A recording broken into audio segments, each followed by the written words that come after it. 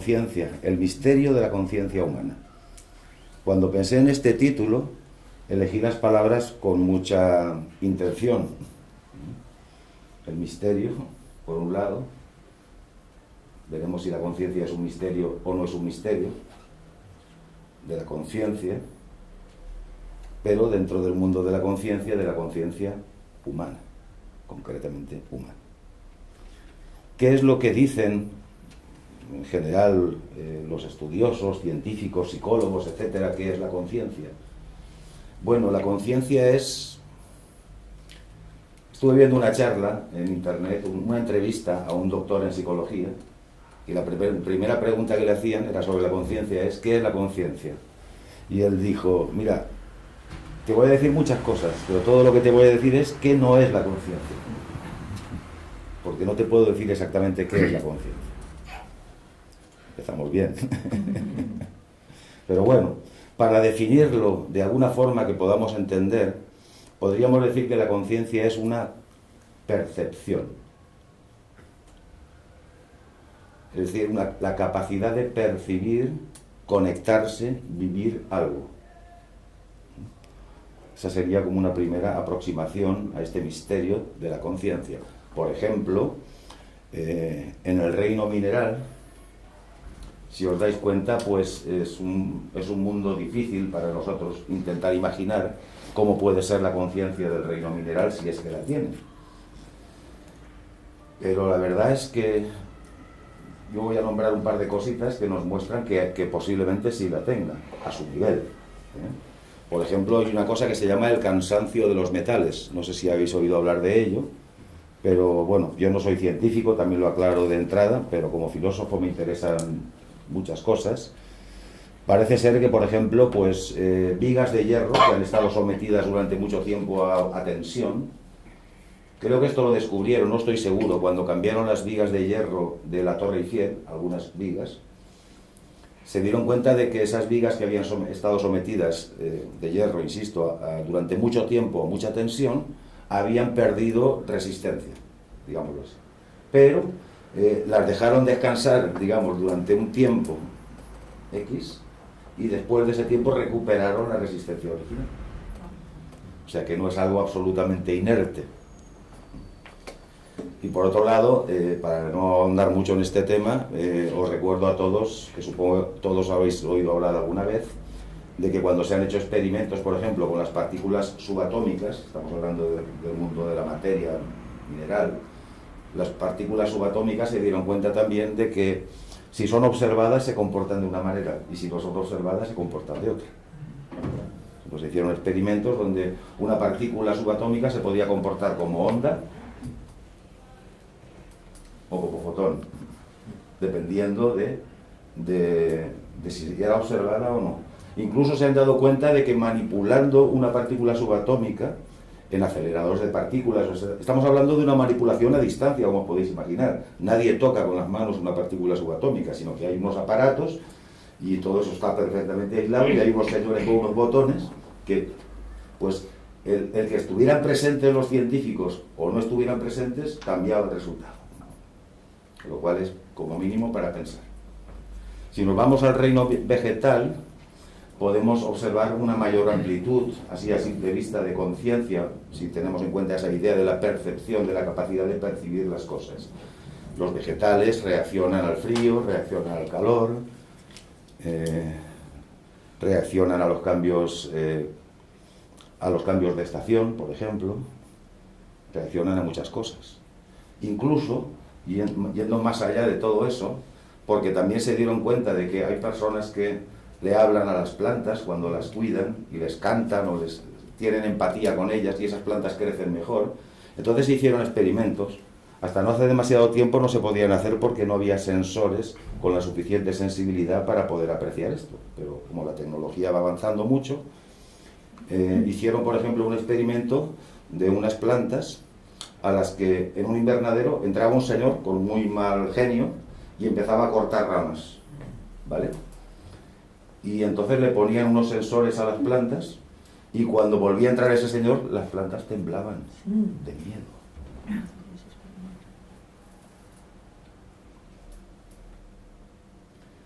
también se ha hecho otro experimento, por ejemplo, con las plantas, de poner una música muy estridente, y entonces durante mucho tiempo las plantas se observa como, digamos, si aquí está el altavoz y esto es como una especie de invernadero, las plantas tienden a alejarse de él. Y en cambio cuando les ponen en un altavoz una música armoniosa, tipo música clásica por ejemplo, al revés, las plantas buscan acercarse a donde está el origen del sonido.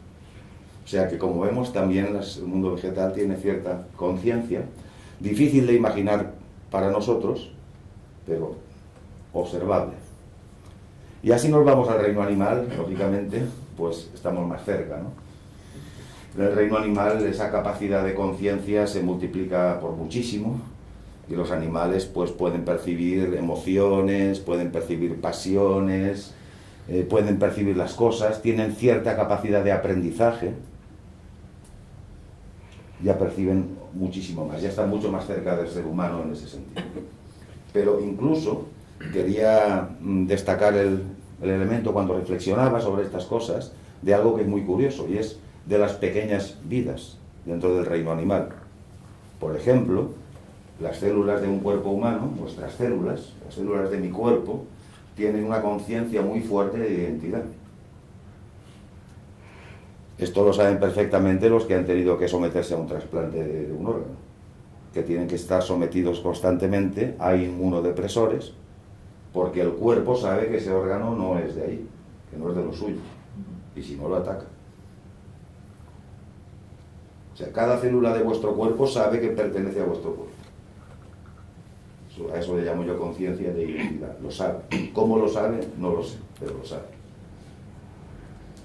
Bueno, hasta aquí creo que del reino animal no hace falta hablar mucho porque es muy evidente, ¿no? Esa capacidad de percibir tantas cosas, ¿no? Incluso nuestros animales domésticos, pues la capacidad que tienen de percibir nuestras emociones, nuestros estados de ánimo, de intuirnos muchas veces las cosas, etc. Claro, ya cuando nos vamos al mundo de los seres humanos, nos vamos a un mundo más mental, donde tenemos una capacidad de percibir a nivel mental que es exponencialmente bárbara en relación a todo lo demás que estábamos hablando hasta ahora, muy diferente. Nuestra mente es muy compleja y nuestra conciencia mental está muy imbuida de nuestra mente. Parecería que en la naturaleza existiera como una especie de programa, como los programas de ordenador, que va desarrollándose poco a poco. Es decir, por ejemplo, vamos a suponer el mineral llega hasta aquí, y luego se va desarrollando el mundo vegetal hasta aquí, y el mundo animal hasta aquí, y el mundo humano sigue.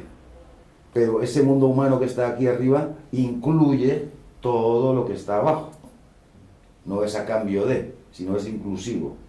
Por eso los seres humanos también tenemos mucho en común con los animales, por ejemplo. Tenemos nuestros instintos, nuestras pasiones,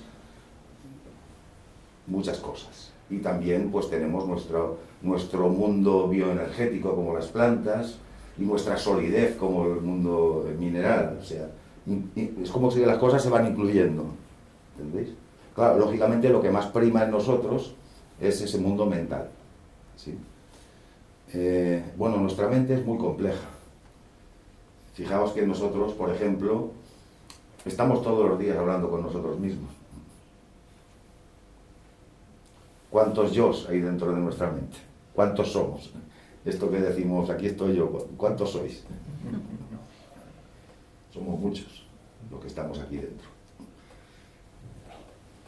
Aún así, y hasta ahí, más o menos, digamos, el mundo, la corriente, que podríamos llamar corriente materialista, que empezó más o menos sobre el siglo XVII y que ha concluido hasta nuestros días, fundamentó, por ejemplo, en el mundo cuando apareció el movimiento del enciclopedismo y se le dio una importancia, desde mi punto de vista, excesiva al mundo de los datos y de la mente, etcétera.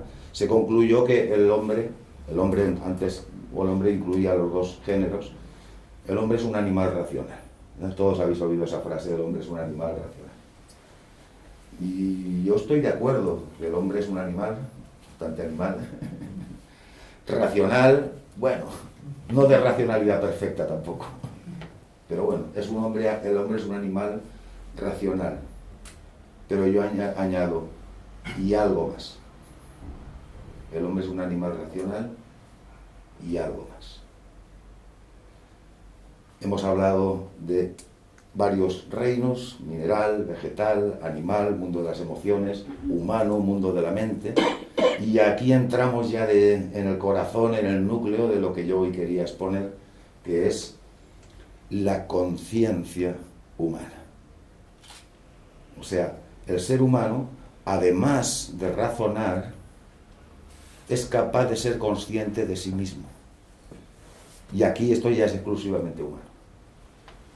Es decir, el ser humano tiene lo que algunos autores modernos llaman autoconciencia. Se da cuenta de que tiene pensamientos.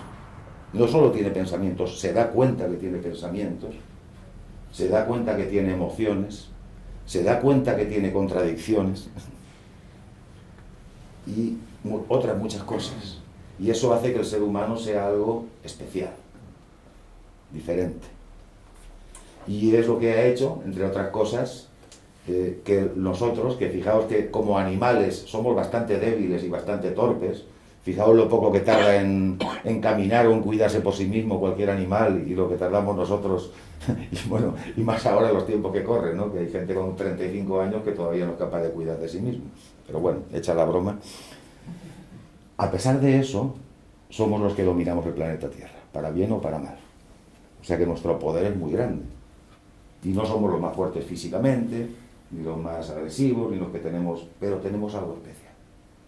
Y en ese algo especial, insisto, más allá o además de la racionalidad, de los pensamientos y de la mente humana, que es muy compleja, existe esa conciencia de sí mismo, ese darme cuenta de las cosas. Eso también ha hecho que el ser humano busque, y eso ha hecho que el ser humano aprecie la belleza, por ejemplo, que el ser humano tenga sentido del humor, que el ser humano tenga sentido de la justicia, por ejemplo,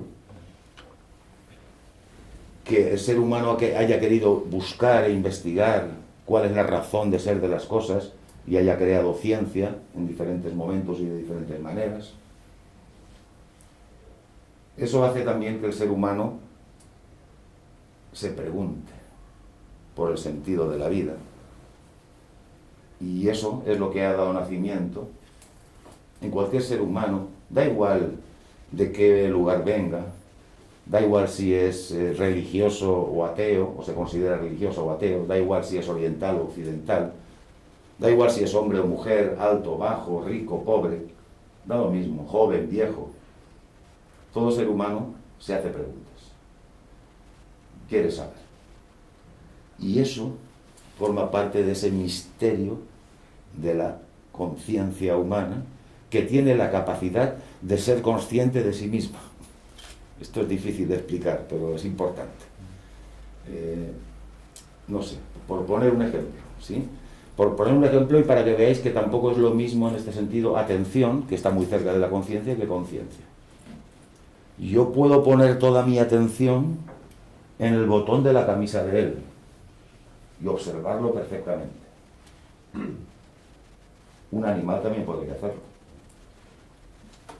Pero la conciencia sería saber que ese botón está dentro de un conjunto que se llama camisa y que sirve para algo muy concreto.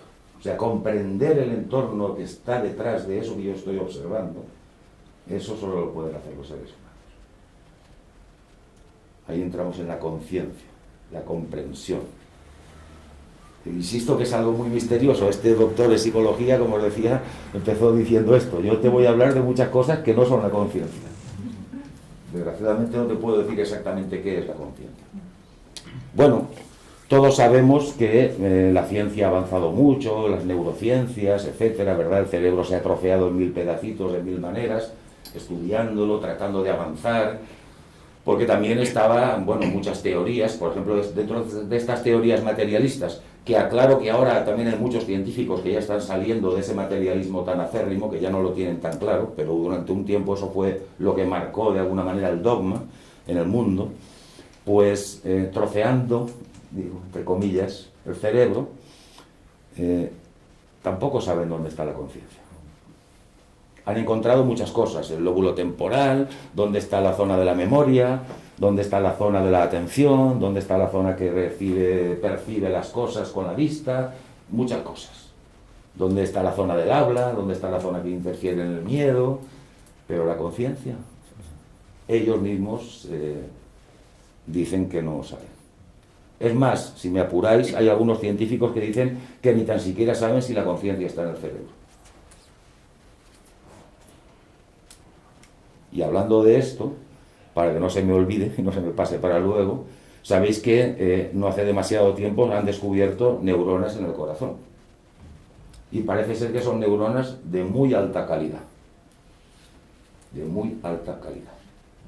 Y os voy a contar un experimento que hicieron, porque claro, durante muchísimo tiempo, sobre todo las civilizaciones antiguas, así, con cierto peso, como podía ser Egipto u otras, decían que la conciencia estaba en el corazón. Claro, luego llegaron los científicos y dijeron, no, la conciencia está en el cerebro, eso es una chorrada, ¿cómo va a estar en el corazón la conciencia? Hasta que han descubierto estas neuronas.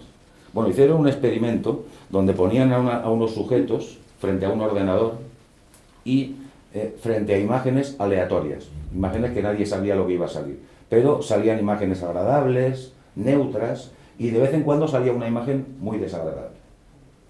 ¿Vale? Entonces ellos tenían que pulsar el ratón en el momento en que ellos vieran que aparecía la imagen esa desagradable. Vale, a ver lo rápidos que eran haciéndolo, ¿no? Bueno, se hizo el experimento, que tenía otro, como tantas cosas de la ciencia, esto que voy a decir ahora se descubrió por casualidad, o sea, ellos estaban buscando otra cosa, pero resulta que a todos los que les hicieron el experimento los conectaron con cables, o sea, tenían cables digamos, para medir las ondas cerebrales, y tenían también cables para medir el pulso cardíaco y las ondas cardíacas. Entonces se dieron cuenta, mirando de nuevo los vídeos y mirándolo todo y mirando los registros, que en realidad la persona, antes de pulsar el ratón, un momento antes de que saliera la imagen desagradable, su pulso se alteraba. O sea, el corazón ya lo sabía. Los que estaban haciendo el experimento no eran conscientes de esto, ¿eh? Esto sucedió después. Viendo los datos se dieron cuenta que el corazón, un instante antes de que apareciera una imagen desagradable en este caso, el corazón ya lo sabía.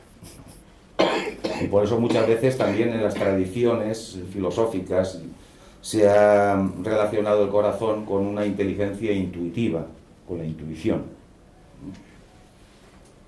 Bueno, dicho esto, aclarar también algo que creo que es importante para la gente, y es que yo he hablado alguna vez con algún neurocirujano, primero que, aunque se hable mucho de la neurociencia hoy, la verdad es que están bastante en pañales todavía, conocen muy poco. Y otra cosa que es importante también tener en cuenta, dado que estamos hablando del misterio de la conciencia humana, es que muchos experimentos de neurociencia los hacen con animales. Y luego lo trasladan al mundo humano, las conclusiones, sin haber hecho experimentos con seres humanos, que es otra historia completamente diferente. Entre cómo puede reaccionar un ratón, incluso un perro, incluso un mono, y cómo puede reaccionar un ser humano, hay diferencia. Lo digo porque a veces he visto artículos que hablan de cosas y lo dan por hecho, que en realidad no es algo que se haya demostrado, porque a lo mejor es un experimento que se ha hecho en ratones y que luego se ha extrapolado como si fuéramos lo mismo al reino humano. Es una pequeña aclaración. Entonces, ¿la conciencia está en el cerebro? Hicieron otro experimento donde a un hombre le ponían una especie de electrodo en el cerebro. Es decir, ellos sabían cuál era la zona del cerebro que hacía que se moviera el brazo, que se levantara el brazo. ¿Vale? Y entonces no le pusieron un electrodo en el brazo para estimularlo eléctricamente y que el brazo se levantara, sino que el tipo estaba con los brazos así y él tenía incrustado en el cerebro, en la zona específica donde las neuronas levantan el brazo. Y claro, se pusieron detrás los científicos y le decían, usted de vez en cuando levante el brazo. Y a veces lo levantaba este señor, y a veces ellos apretaban un botón y el brazo se levantaba. Buscando a ver si el hombre era capaz de saber cuándo había levantado el brazo él o cuándo se lo habían hecho levantar. Y estamos hablando de una manipulación directamente al cerebro, insisto, ¿no? Directamente a la zona del cerebro que se ocupa de eso. Y él siempre supo cuándo él era el que levantaba el brazo y cuándo el brazo no lo había levantado. A pesar de que si esto estaba manipulando la zona específica del cerebro que se ocupa de eso. O sea, él era consciente de cuándo era él el que levantaba el brazo y cuándo no lo levantaba. Y estamos hablando, insisto, no de una intervención en el sistema muscular ni nervioso del brazo, sino directamente de donde se supone que está la fuente en el cerebro que da la orden para que... La orden a veces la daba él y a veces la daba la máquina. Él sabía siempre cuándo la daba él y cuándo la daba él. O sea que parece que la conciencia no solamente no la han encontrado en el cerebro de momento, sino que tampoco... Esto va en contra, digamos, de pensar que la conciencia está en el cerebro. Algunos científicos incluso hoy en día ya manejan teorías como la que la conciencia está en todo el cuerpo, entero. Pero bueno. Otra pregunta interesante sobre esto es, ¿la conciencia es la mente? ¿Mente y conciencia son lo mismo? Bueno, este es un tema también muy interesante. En la tradición, sobre todo oriental, filosófica oriental, esto siempre ha estado muy claro. Pero en la tradición, digamos, filosófica occidental y de pensamiento occidental, no está tan claro. Digamos, muchas veces se confunde culturalmente mente con pensamientos y pensamientos con conciencia. De hecho, fijaos aquella famosa frase, pienso, luego existo. Hay mucha confusión en este sentido. La verdad es que mente y conciencia no es exactamente lo mismo. Por ejemplo, en las funciones mentales más básicas que nosotros tenemos, más mecánicas, nosotros tenemos funciones mentales más mecánicas y otras más inteligentes, llamémosles. Las funciones mentales más básicas que tenemos los seres humanos han sido superadas ampliamente por las máquinas. Cualquier calculadora calcula muchísimo más rápido que nosotros cualquier cálculo numérico, por ejemplo. Yo quiero multiplicar 1 billón no sé cuánto por 2 billones no sé cuánto, voy a la calculadora y en 3 segundos lo tengo. Si me tengo que poner a hacerlo yo, me cuesta mucho. Esas son funciones mecánicas de la mente. Pero cuando hablamos de mente y conciencia, sobre todo cuando hablamos de autoconciencia, como decía antes, tenemos esa conciencia humana tiene la capacidad de observar su mente. ¿Queréis que hagamos un pequeñito experimento? Nos costará 1 minuto y así participamos todos. ¿Vale? Bueno, no hay ni que levantarse de la silla, o sea, fijaos si lo podemos hacer. Simplemente os pido que estéis un poquito relajados. En el sentido de que estéis tranquilos, relajados. Y ahora me gustaría que, con vuestra imaginación, cada uno como le dé la gana, con vuestra imaginación, imaginar que podéis subir de alguna manera hasta el techo de esta sala y podéis observaros a vosotros mismos sentados. Imaginar que podéis observaros a vosotros mismos sentados. Observar qué pensáis, qué estáis pensando ahora mismo. Observad qué sentís, qué estáis sintiendo en este momento. Solo observad, como si fuerais otra persona. Que se está mirando, estáis mirando a otra persona, que sois vosotros.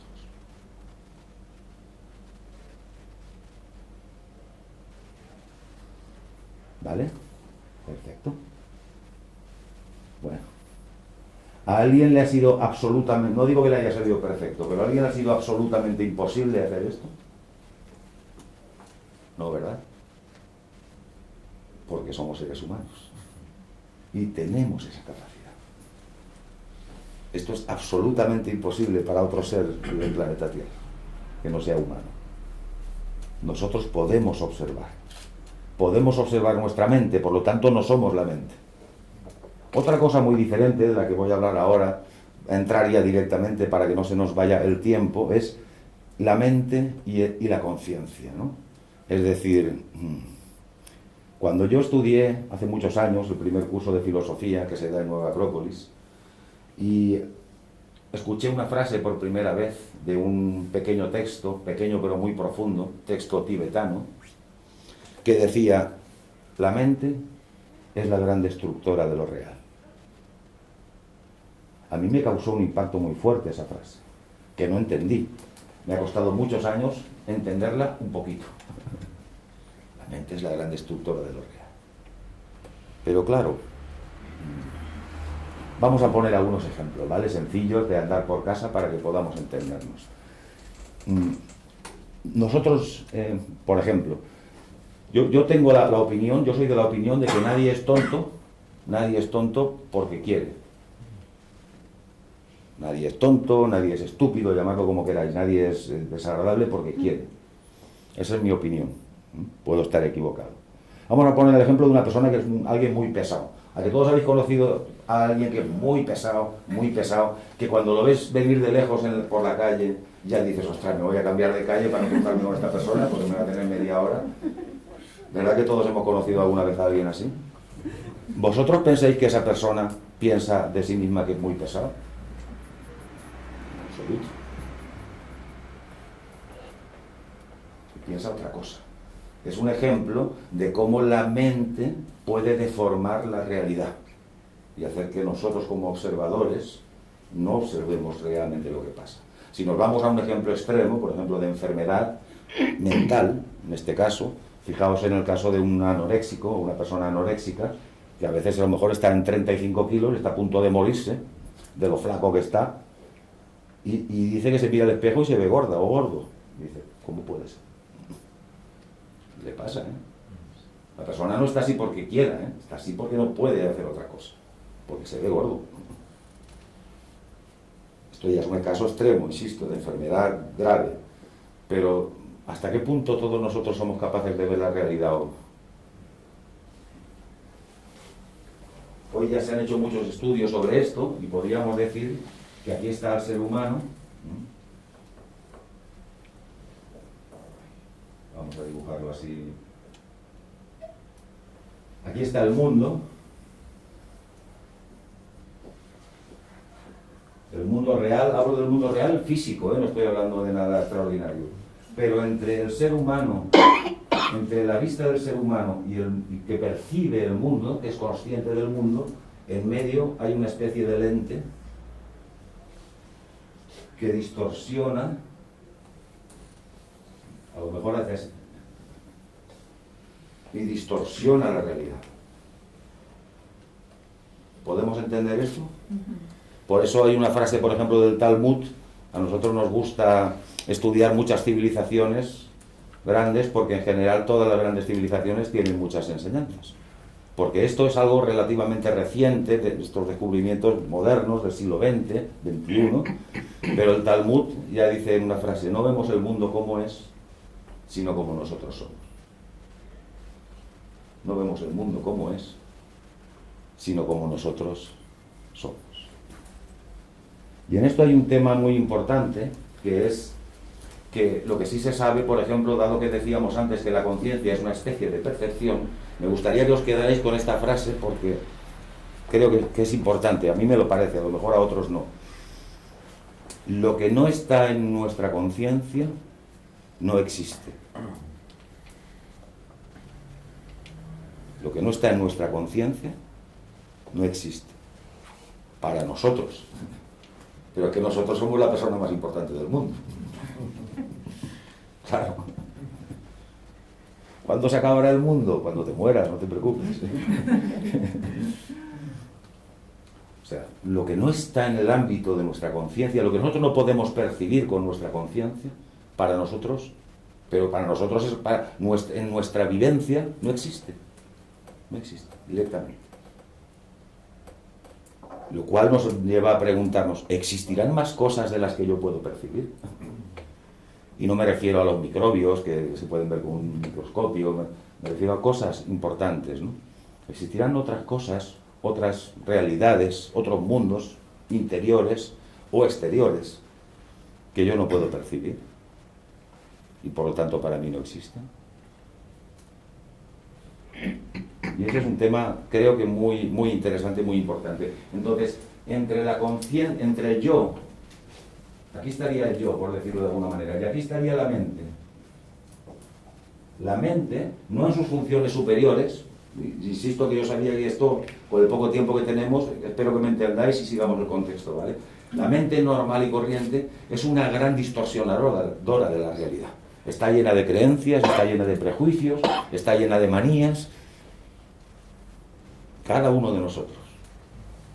Y por eso en filosofía, en las escuelas de filosofía tradicionales, se le ha dado mucha importancia a la mente y a educar la mente, en el sentido de pulirla, para que sea, digamos, un mejor vehículo. Digamos que la mente es un gran aliado, es nuestro gran aliado y nuestro gran enemigo. Las dos cosas a la vez. Estamos obligados a convivir con ella, con la mente. Es nuestro vehículo natural de expresión como seres humanos, aparte de los otros que hablábamos también, pero este es el que nos toca a nosotros, por decirlo así. Y tenemos que convivir con la mente. Pero al mismo tiempo se puede convertir, y se convierte, de hecho, muchísimas veces, en nuestro peor enemigo. Por eso, y en este mundo de la mente que distorsiona la realidad, aparecen las creencias.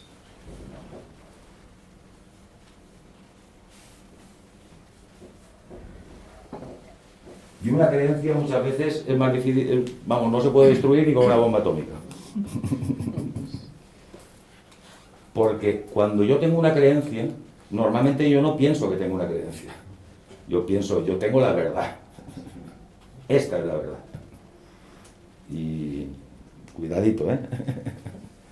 Entonces la filosofía nos enseña también a preguntarnos cosas, a preguntarnos, ¿será que quizá yo no alcanzo a percibir cosas?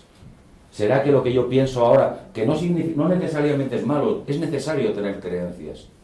Es importante entender esto, ¿eh? Todos tenemos creencias, todos tenemos paradigmas, todos tenemos esta lente con la que vemos el mundo. Es necesario. Lo que pasa es que hay cosas que son necesarias en un momento y en otro momento de crecimiento personal a lo mejor uno puede desechar esas creencias para asumir otras creencias quizá más naturales o más cerca de lo real, más cerca de la naturaleza. Como ya decía el filósofo Platón también, hay distintos grados de acceso a la realidad. No todo es... entre lo real y lo irreal hay niveles. Y no significa que el nivel 1 sea absolutamente irreal, tiene su realidad. Como, no sé, como la sombra, por ejemplo, de mi mano, tiene su realidad. Pero entre la sombra de la mano y la mano hay mucha diferencia. Hay niveles. ¿Vale? Pues esto es igual, ¿sí? Y por eso, insisto, en filosofía se busca pulir, educar. Es importante este dato, porque estamos hablando de la conciencia, ¿sí? Nueva Acrópolis, en este sentido, se define como una escuela de filosofía a la manera clásica, y no como una escuela de filosofía clásica. Y me gustaría dejar el matiz, por lo menos encima de la mesa, y cada uno que lo coja por donde quiera. Una escuela de filosofía clásica sería una escuela dedicada a estudiar a los filósofos clásicos. Y una escuela de filosofía a la manera clásica busca practicar, entrenar determinadas cosas, también incluye la cultura y el estudio de los filósofos más importantes, pero el objetivo no es tener una cultura sólida, por decirlo así, mira cuánto sabes de esta persona, ¿no? Ese no es el objetivo. El objetivo precisamente tiene que ver con la conciencia, no con la mente. La mente, insisto, es un maravilloso y necesario instrumento, o a veces también un maldito enemigo, pero no es la conciencia. En este sentido también, como se nos va acabando el tiempo, me gustaría matizar, por ejemplo, el peligro del intelectualismo. Desde el punto de vista filosófico, el peligro del intelectualismo. No es lo mismo entender que comprender. Se entiende con la mente. Todos entendemos muchas cosas, todos. Se le explica algo, tú has entendido esto, está clarísimo. Comprender es otra cosa. Comprender es darse cuenta. Comprender es tomar conciencia. Es caerse del burro, como se dice en expresiones populares. ¡Ay, ahora caigo! Ahora caigo. El programa ese de televisión.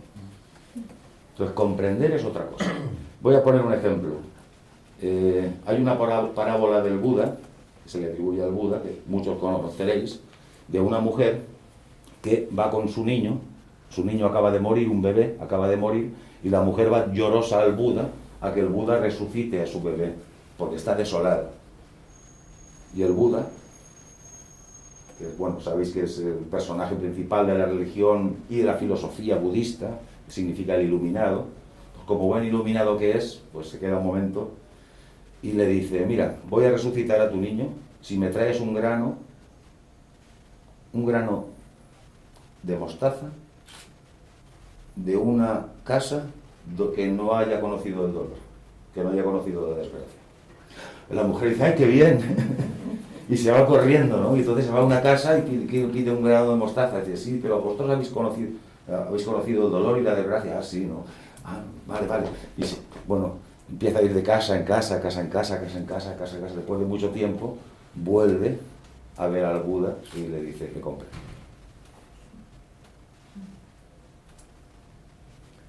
La mujer, la madre, tomó conciencia de que a pesar de su dolor, la muerte forma parte de la vida. Y uno a veces quiere que el universo se pare y hagan un universo a la medida de lo que a mí me apetece, ¿no? Espera tú, la regla es a mi gusto. Y esto es importante. Por eso os digo que no es lo mismo entender que comprender. ¿Cómo podríamos hacerlo así en un dibujo, más o menos también, para poderlo entender un poco mejor gráficamente? Por ejemplo, imaginemos que aquí estoy yo, y aquí está la verdad, ¿ok? No hace falta que sea la verdad última, la verdad de algo, ¿sí? Un conocimiento real, lo real, ¿no? Vamos a poner lo real. Entonces digamos que en este camino, por eso explico un poco el peligro del intelectualismo, el intelecto es una aproximación hacia la realidad. O sea, pensando las cosas uno se puede aproximar a la realidad, pero a lo mejor se aproxima hasta aquí. ¿Entendéis? Se aproxima hasta aquí. ¿Cuál es el problema? Que yo, con mi intelecto, creo que he llegado aquí, a la verdad. Entonces digo, aquí está la verdad. Aquí está lo real. Y me paro. Y ya no continúo caminando. Y entonces confundo esto con esto. Y nunca llego aquí. Claro, normalmente el destino, que es muy misterioso, hace que nos pasen cosas y se nos rompa esta verdad con minúsculas, por decirlo de alguna manera, se rompa el jarrón y tengamos que seguir avanzando para aproximarnos un poco más a esa verdad. Y la vivencia de esa verdad es algo vivencial, valga la redundancia, o sea, no es algo intelectual. Cuando algo entra en la conciencia de verdad, se vive, se respira, se siente. No es solo, ¿vale? No solo un pensamiento, por decirlo así. Es un mundo, se te abre un mundo nuevo. Estoy convencido de que todos vosotros habéis pasado en algún momento de vuestra vida por alguna experiencia lo suficientemente fuerte, en positivo o en negativo, para que os haya cambiado de alguna manera la vida. Y que a partir de ese momento veáis las cosas desde otro punto de vista. Hay cosas que ya las veis diferentes, ya no las veis igual. ¿Sí? Bueno, este tema, como veis, da para mucho. Me gustaría terminar y dejar luego un espacio para que podáis preguntarme lo que queráis, o si queréis, y si yo lo sé, lo responderéis, si no, pues no, o comentar alguna cosa. Hemos hablado de que la conciencia no es la mente, hemos hablado de que la conciencia no está en el cerebro, o por lo menos nadie sabe dónde está, ni qué es exactamente. Me gustaría hablar ahora también de otro tema, o dar algún otro ejemplo, que tampoco está claro, de si la mente es el cerebro. Hemos hablado de cerebro, mente y conciencia. Hemos dicho, la conciencia no es el cerebro, la conciencia no es la mente. Vamos un pasito atrás. Ahora, ¿la mente es el cerebro? Porque también muchas teorías materialistas vienen a decir más o menos que los pensamientos y todo lo que pasa en nuestro mundo interior es una especie de segregaciones de nuestro cerebro, de cosas químicas que suceden y que en realidad nada de eso es real. Todos habréis oído alguna vez. De hecho, esto todavía tiene muchísima fuerza. Todavía tiene muchísima fuerza la idea de que todo lo que mi mundo interior es producto de mi cerebro. Incluso cuando dicen, por ejemplo, que una persona cuando está muriendo, se ve pasar toda su vida por delante de sus ojos, algunos científicos dicen, bueno, es una alucinación final del cerebro, etcétera, etcétera. Bueno, esto es un tema que daría para una charla entera, pero solamente por dar algún ejemplo, puedo deciros que hay casos registrados de gente que ha sufrido muerte clínica, es decir, parada cardiorrespiratoria y encefalograma plano, cero cerebro, cero corazón, muerto, y han sido capaces de escuchar, por ejemplo, los que estaban operando en el quirófano a esa persona, lo que hablaban, lo que decían, etcétera, etcétera.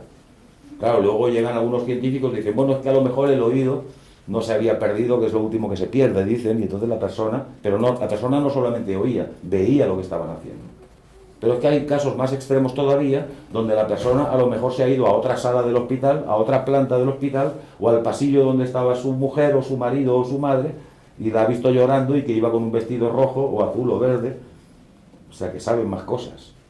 Claro, desgraciadamente este tipo de casos o de cosas, la ciencia, insisto, materialista, que no es la única que hay afortunadamente, hoy ya hay muchos científicos que están rompiendo ese molde tan estrecho, pero hay que decir esto, pues durante mucho tiempo se han dedicado a guardar en un cajón todas aquellas cosas que no coincidían con sus teorías. Esto también es muy, muy humano. Y entonces, eso de que la mente es el cerebro es algo bastante discutible. Volviendo un poco al tema este de la realidad, y etcétera, muchos, por ejemplo, Plotino, un gran filósofo neoplatónico, decía que nuestro yo, nuestro ser, es como un diamante, que brilla con luz propia, como una especie de pequeño sol. El problema es que está cubierto de barro. Entonces él decía que el asunto, al diamante no hay que hacerle nada, el diamante ya está perfecto. El asunto es ir limpiando ese barro para permitir que más luz llegue hacia nosotros de ese barro. Y al llegar aquí, lógicamente nos encontramos con otro misterio u otro problema dentro del mundo de la conciencia, y es, si existe un ser que podemos llamar espiritual dentro de nosotros, un ser profundo dentro de nosotros, un sabio interior dentro de nosotros, y al mismo tiempo existe nuestra conciencia humana, cotidiana, no sé si me explico. Esto está muy bien simbolizado en un tratado que también estudiamos nosotros, un tratado muy antiguo de la India que se llama el Bhagavad Gita, que está dentro de un libro más grande que se llama el Mahabharata. Es un tratado épico, bélico, pero al mismo tiempo dentro de ese tratado épico hay muchísimas enseñanzas profundas, y en una de ellas aparece dos personajes, uno que es Krishna, que representa el sabio, el que lo sabe todo de alguna manera, y otra es Arjuna, que es un poco su discípulo.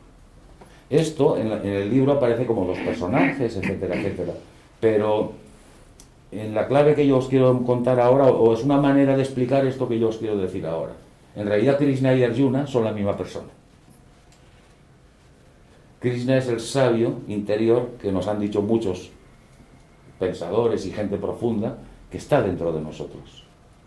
Y Arjuna es esa conciencia que tengo yo ahora mismo de mí mismo, que me llamo de tal manera, con un DNI, que vivo en tal lugar.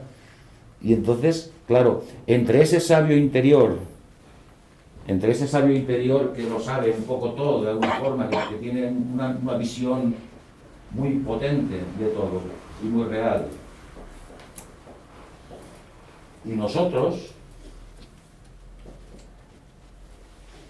¿vale?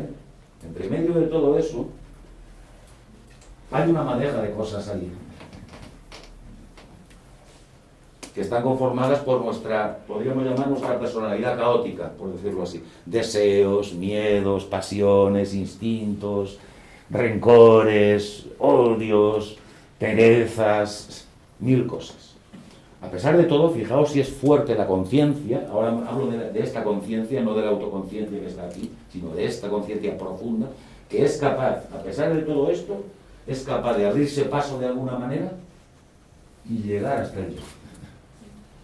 Prueba de ello es que, aunque no voy a ahondar ahora mucho en esto, por falta de tiempo, quería hablar un poco también de la conciencia moral o la conciencia ética, de si la conciencia moral o ética es un invento o es algo que es propio de cada ser humano, que es algo que llevamos incorporado en nuestro ADN de alguna manera, que también daría para otra charla, ¿eh? Pero hasta donde yo he podido investigar, sinceramente, da igual la civilización, la cultura, desde los hombres de las cavernas hasta nuestros días, siempre el ser humano ha tenido cierta conciencia ética o moral, ¿vale? Y eso viene de aquí. Y eso hace que una persona, por ejemplo, que vive engañada de sí misma, o que incluso asesinos en serie, que están locos, en algún momento tienen un momento de lucidez y a lo mejor escriben una carta de arrepentimiento a la víctima o a quien sea. Ha habido un momento de que esto ha hecho conexión y aquí se ha encendido la bombilla. Se ha encendido la luz. Luego se apaga, porque esto es tan fuerte, esto otro que está aquí, que lo corta. Pero en algún otro momento ese sabio interior, esa conciencia, de hecho, es algo que es tan fuerte que mucha gente querría apagar y no puede. La gente que tiene la conciencia muy pesada, porque ha hecho muchas cosas mal, muchas veces se droga, se emborracha y hace otras muchas cosas para intentar olvidar, ¿verdad? Decimos, para intentar que esa conciencia no desconectarse de ahí, pero no se puede. Y finalmente, para terminar, leyendo sobre estas cosas, estos días, me encontré con unas declaraciones de una enfermera de cuidados paliativos. ¿Sabéis? Los cuidados paliativos, la gente que está a punto de morir, que está con una enfermedad incurable. Y esta enfermera decía que había recopilado mucha información durante muchos años de la gente que se está muriendo, y decía que esta gente que en los últimos días de su vida de alguna manera tiene la oportunidad de hacer una especie de repaso, de acto de conciencia de sus vidas, de lo que más se arrepentían, según ella, como patrón, de lo que más se arrepentían no era de las cosas que les habían salido mal, sino de no haber hecho aquello que en el fondo sabían que tenían que hacer. De eso es de lo que se arrepentían. Entonces, como os digo, la filosofía a la manera clásica es una manera, es un entrenamiento, insisto, en muchos niveles, pero que busca muchas cosas. Busca también tener cultura, que las personas den lo mejor de sí mismos, muchas cosas. Pero en el fondo, lo que hay detrás de una escuela verdadera de filosofía es la conciencia. Muchas gracias.